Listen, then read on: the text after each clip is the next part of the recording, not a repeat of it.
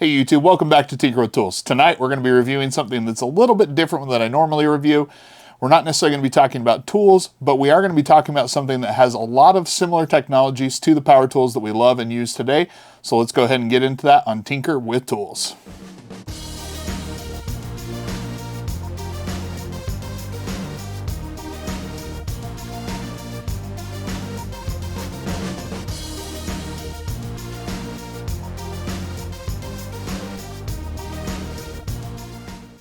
Now, as a channel that reviews tools, I get a lot of different requests to review products. Some of them make a lot of sense and you see them make their way to the channel. Others make absolutely no sense, like the person who keeps trying to get me to model their jewelry on Instagram. But every once in a while, there's come something that is right in the middle of what I think is relevant to us, but also what piques my interest of things that I'm interested in. So I've decided that when a product like that comes along, I am going to take a chance at times and review those products and offer it up as a bonus episode. So this week we'll have had our regular release on Saturday, but this is going to be a bonus episode this week that gives you a look at an exciting new product that I think is pretty awesome. So let's go ahead and get right to the video.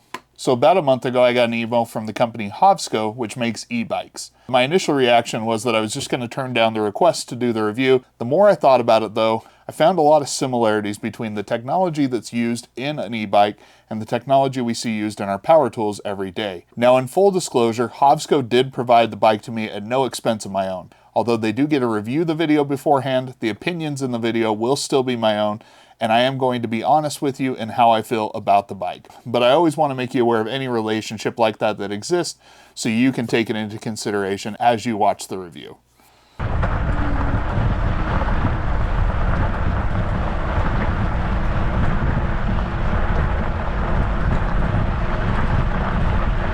Now, the bike they sent over to me is one of their better sellers. It is the Hovsco HovAlpha 26-inch electric fat tire bike. I will tell you that the bike does have some impressive specs that I want to tell you about. Now, first and foremost, the bike features a 750-watt brushless motor in the rear hub of the bike. The motor can produce up to 85 newton meters of torque. That is a lot of torque, in my opinion, for a bike. And if you do any research on different bikes, that really is right up there with some of the most powerful e-bikes that are out on the market today. Now, in addition to that motor, the bike also features an integrated torque sensor, which can adjust the delivery of the torque based on how demanding of riding you're actually doing. When you find yourself on flat ground, the bike might actually be producing relatively little torque and only assisting you a little. But when you find yourself confronting that big hill, it can quickly allow you to accelerate up the hill by delivering more of its peak torque. Now, next up, one of the big things that you'll always want to hear about when it comes to an e-bike is the range that you're going to be getting. Now, Hovsco claims up to 60 miles on full electric or 80 miles on pedal assist. Now, obviously, I think that those are going to be under what I would consider to be ideal conditions to achieve those max ranges, but I'll make sure to provide you with some information about the actual results that I see when I use it later on in the video. Now, part of the reason why I'm optimistic about the range of the bike is this. This is the battery for the Hovsco HovAlpha. This is a 40 volt, 20 amp hour battery producing 960 watt hours. Now, just in case you're wondering how many tool batteries that would take to equal what is inside this battery, here you go. I'll make sure to show you that on screen. Now, it is a big battery, tipping the scales at over 11 pounds, but I will tell you that is a lot of potential energy. So like I said, it's one thing that really encourages me about the range estimates is just how robust the battery is. Now, additionally, inside the battery, you're going to find either Samsung or LG cells, but they are 21700 cells. So I do like to know that they're using a more modern quality cell. You can charge the battery either in the bike or out, as if having a nice big battery wasn't enough. If for whatever reason you find yourself in an emergency situation, they do also offer an LED light on the side of it. It's nice that they thought of putting a light on there just as a little added benefit that makes it even more useful. Now, max payload on this bike is 450 pounds. I'm a bigger guy myself, so I do like knowing that not only is it going to be able to handle me on the bike, but there is still some cushion to be able to haul some different things on the back of the bike. Now, out of the box, this is a Class 2 motor capable of a top speed of 20 miles per hour. But with the app that you can download from the App Store of your choosing, you can actually go ahead and unlock it to a Class 3 motor capable of a top speed of 28 miles per hour. In my testing, I've actually gotten it up to about 26, 27 miles per hour on flat ground. So I do think it is certainly capable of reaching that.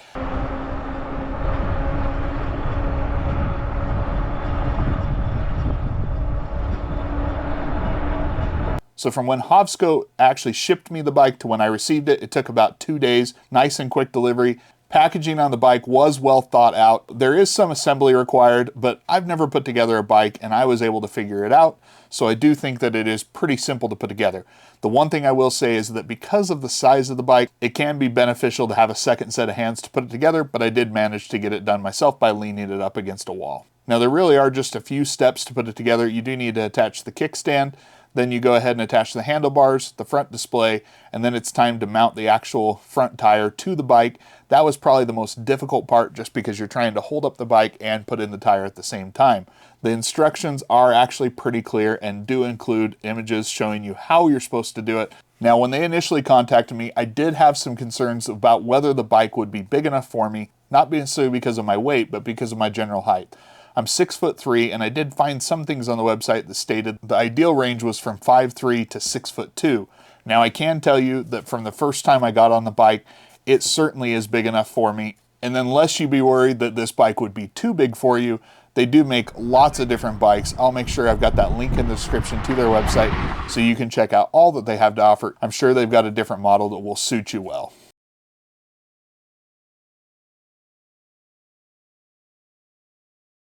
Now, because this is very much a traditional bike with an electric motor attached to it, you can actually pedal the bike without using the electrical motors, and it will work just fine. It is a bit on the heavy side, but you can do it. Now, when it comes to the electric assistance, first off, on the left-hand side of the handlebars, there is a thumb switch that can control the throttle, and I've found that using full electric mode on flat ground, it can easily get me pretty close to that 20 miles per hour, and even when I'm going up hills, it can usually maintain 15 miles per hour. When I was waiting for the bike to arrive, I honestly thought this was going to be the way that I would enjoy using the bike the most, but if I'm being honest with you, pedal assist is where it's at in my opinion. Now, the pedal assist can be fine-tuned with 5 different levels of assistance, and honestly, on flat ground, I find myself just putting it in 1 or 2 and finding a really nice, smooth experience. Honestly, the motor is smooth enough that you sometimes forget that you're actually on an e-bike because it just feels really natural, just like riding a bike, as they say. But if you're like me and you live in a neighborhood with a lot of different hills, you can go ahead and bump up that pedal assist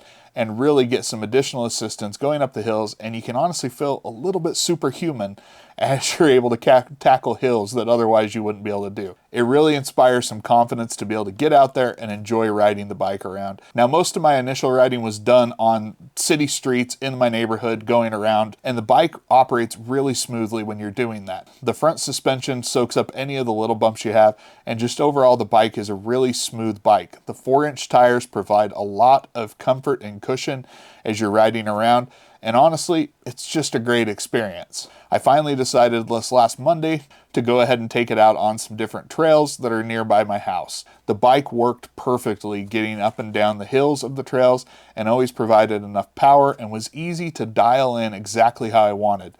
And I've found that the more and more experience I get riding on these trails, the more daring I am to go and try them at further speeds, and the bike always seems to be pretty well planted on it. Now, at this point, I've been using the bike for roughly 3 weeks, and I have had to charge it once during that time. The first time I had to recharge, I was down to about 1 bar left on the battery, which I guess could be as much as 20% since there's 5 bars, and I had gotten 27 miles of range. Now, like I said, I am a bigger person, and I know that riding it up and down mountain hills is not necessarily how they probably did the range testing. So while it may seem on the surface like 27 miles is a little bit disappointing, I do think that if I were just to go take it out and ride it on a straight flat road on a light pedal assistance, I think I probably would see a much greater range than what I got in that experience. Unfortunately, I don't have a whole lot of time before needing to put out the video to really do further range testing on it. So if you're interested, let me know down in the comments below and I'll be sure to update you in a future date. Now, in addition to sending over the bike, I did request that they actually send over 2 of their different accessories for the bike, one being the front basket and the other one being the rear luggage rack. The front basket attaches easily and features a capacity of 10 kilograms, so I'm able to load it up with a fair amount of stuff. The front suspension helps to kind of cushion that, and I really found that stuff didn't jostle around in there too much. So overall, I've been really impressed with the front basket, and it seems to work pretty well. But the rear luggage rack is where I see a lot of potential for doing a lot more cargo carrying on the back. Now, in addition, because this is just a standard bike, there's a huge selection of different bags and packs that you can mount on the back of a bike. And so I do think there's a lot of cargo carrying potential there. And if you're going to be using the bike for longer range activities, you can carry some supplies and even some tools to work on the bike while you're doing it. Now, while overall, the experience of owning the bike has been overwhelmingly positive, I do have just a couple of small hiccups along the way that I feel like I need to mention. When I went to go try and attach the front display, I was missing the 2 screws that were needed to secure it to the handlebar. Now, I did reach out to the employee that I'd been working with, and they let me know that if I contacted the customer support line, that I would be able to get replacement screws for it. And right as I was about to do that, I was cleaning up my shop one night and found a single screw that appears to be exactly what I was looking for. So the only thing I can think of is maybe they were already installed in the display and I just didn't notice it and they fell out. That was a little frustrating not be able to mount it right away, but overall it might have been my fault, so I'll kind of give them a pass there. Now the second item was completely outside of my control, and that's that while the packaging on the bike itself was really well thought out and well done, the packaging that came on the accessories was not so much that way. When the front basket arrived at my house, the box, and I use that term loosely, that was still trying to hang on for dear life around the outside, it was very badly damaged. Now the basket itself is very well built and suffered absolutely no damage. There are no scratches on it. But what I think happened is the mounting hardware that you would need to be able to go and secure it to the bike was missing. I did notice the included hardware in the other package for the rear luggage rack, and so I think it must have just fallen out when it was in shipping. Now, while I don't think the box left Hovsco in anything less than perfect condition, the lack of padding around it probably allowed the box to get beat up a little bit more when it was treated roughly by the carrier. So that's just some feedback that I would provide to Hovsco, is maybe just put a little more thought into the packaging on those accessories. Now, when it comes down to it, one of the biggest reasons why I haven't had an e-bike before now is simply the price. If you go ahead and look up some of the popular brands of e-bikes that are out there, you might find yourself a little taken back when you see the price of some of these things, and that's coming from someone that owns way too many power tools. That's where I found the pricing of Hovsco to be a little refreshing. The bike retails for $1,999 regularly, so just under $2,000. Overall, for the technology you're getting, I think that the price is fair, and it does come in less than the other e-bikes that I've looked at, so I was actually kind of pleased with the pricing. All right, a few quick notes while doing the edit. As I was working out some of the final details with Hovsco, they have provided 2 different coupon codes that you can take advantage of. The first one on the screen right now is going to be good for $100 off any of the Hovsco e-bikes. The next code on the screen right now is going to be good for $400 off the HovAlpha bikes, like the one shown in this video. That last code is only good through September 11th, so be sure to act quickly if you want to take advantage of that code. Now, back to the video. Now, as I've said, if the style of this e-bike is not one that you're interested in, I would encourage you to check out the link below and check out some of the other e-bikes that they do have, because they have a lot of different versions. I'm pretty confident that they will have a bike that would suit the needs you're looking for. Now, when it all comes down to it, I've really been impressed with the bike, and honestly, it has exceeded my expectations. The bike has impressed me every step of the way, and honestly, even while recording this, even though it's dark, I wish I could be out riding it because that's how much fun it's been. And honestly, as an added bonus, I thought this bike wasn't going to be that good of a workout because of the electrical assistance, but because of your ability to fine-tune it, I'm even finding that I'm getting in some pretty decent workouts. All right, so at the end of this, thank you, Hovsco, for sending this bike over for review. I really do like the bike, and I do think it's something that you should check out, so please be sure to click on that link down below. Now, if you have any questions about the bike, please go ahead and leave those in the comments. If you like this video, please hit that like button, and if you haven't already, please consider subscribing. As always, I appreciate all their support. Thanks for all you do as the viewer, and until next time, I'll catch you on Tinker with Tools.